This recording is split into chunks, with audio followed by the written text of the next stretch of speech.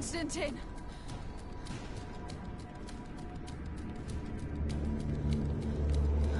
Restrain her!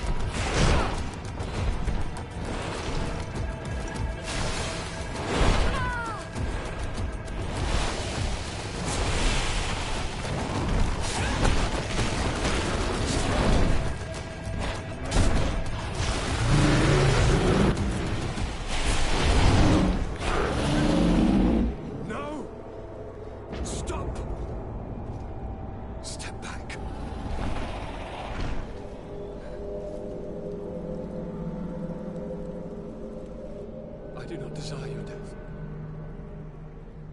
I'm sorry. Why? Why have you done this? But for you. For us. So that we may live free at last. This makes no sense. Constantine, it's madness. You don't understand because you're still attached to the old world. This old, dying world which, to survive, has betrayed, used, and manipulated us and would not have hesitated to kill us. Perhaps, but... I've seen death, cousin. and I understood the vanity of it all. My father's ruses just so he could earn more power, the political bowing and scraping to preserve corrupted nations.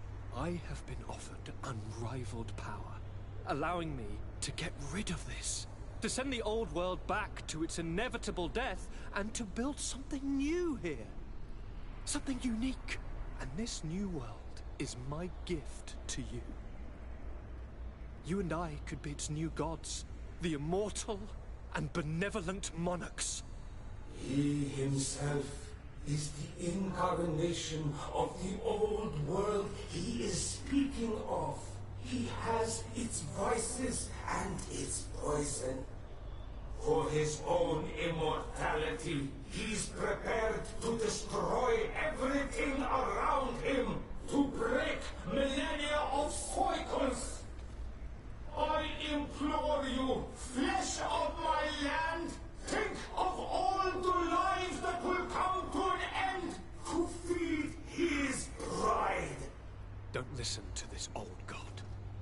He's like all the others, after all, clinging to life. All you have to do is to bind yourself here, with me, and we will be gods together, forever.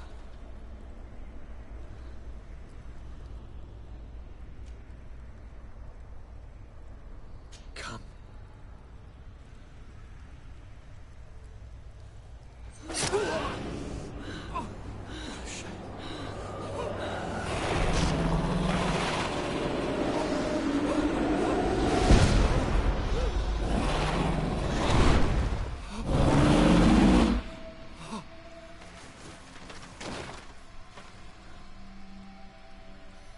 Good night, sweet prince.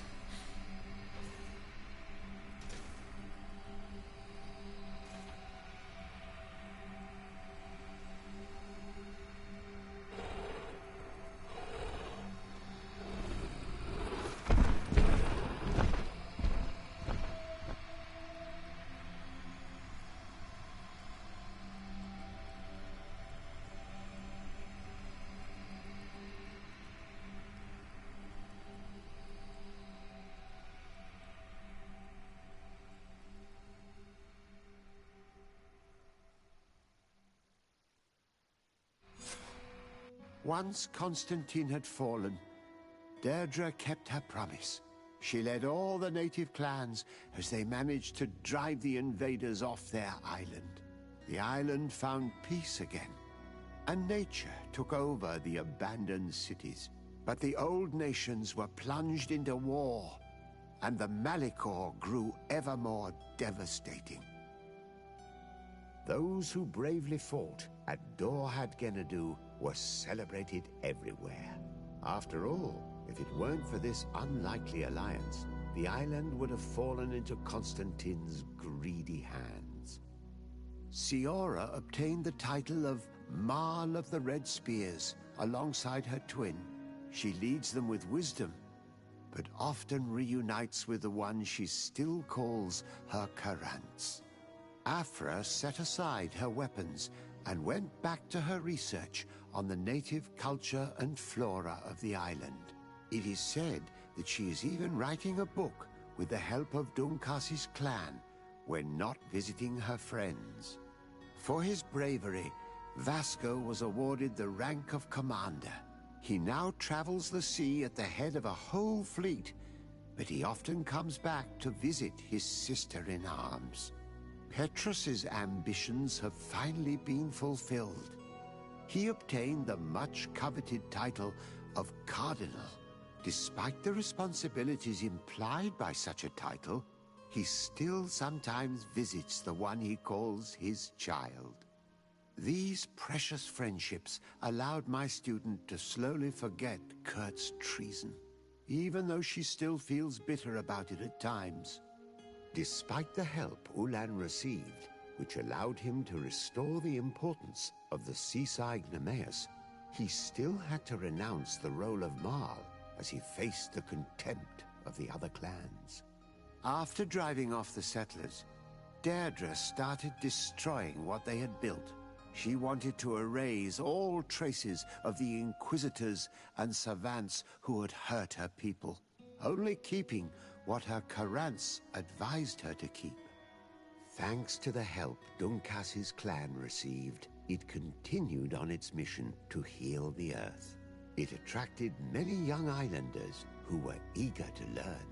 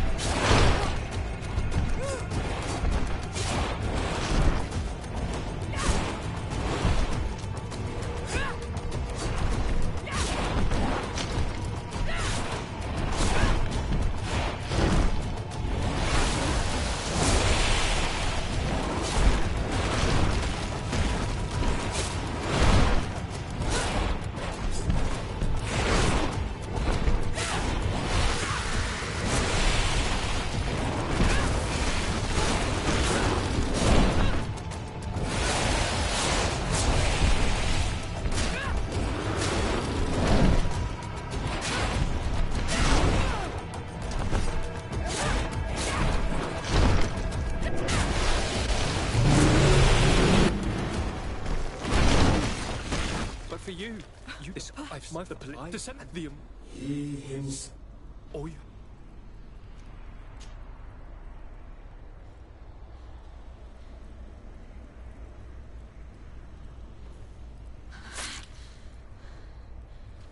Come.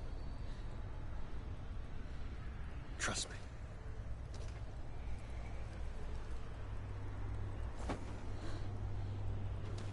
You won't regret it, cousin.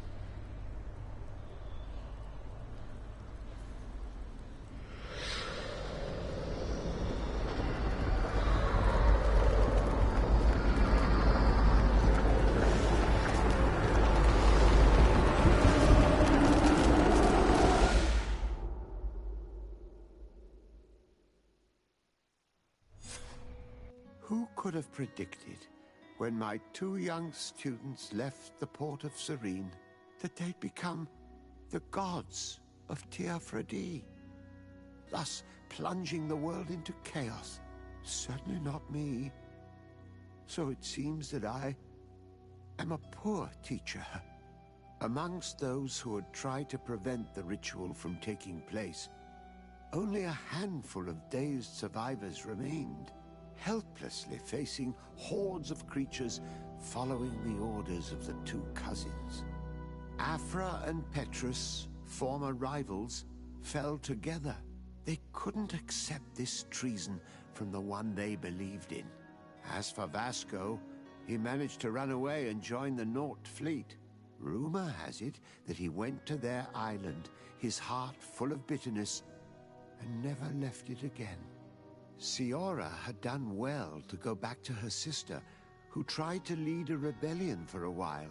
But just like the rest of the clans, she eventually acknowledged the power of their new gods.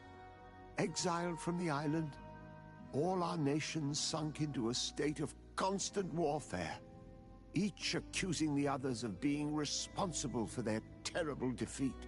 The congregation is now on the verge of falling, and I have no doubt that the others will follow.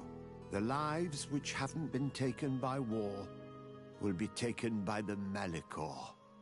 On Teofredi, the Nauts report that nature has reclaimed its rights in the cities. After a period of chaos that saw the death of many rebel islanders, the survivors reportedly all ended up acknowledging the power of the 2 cousins. But sadly, this is nothing but hearsay, since the news we receive is scarce and getting even more so.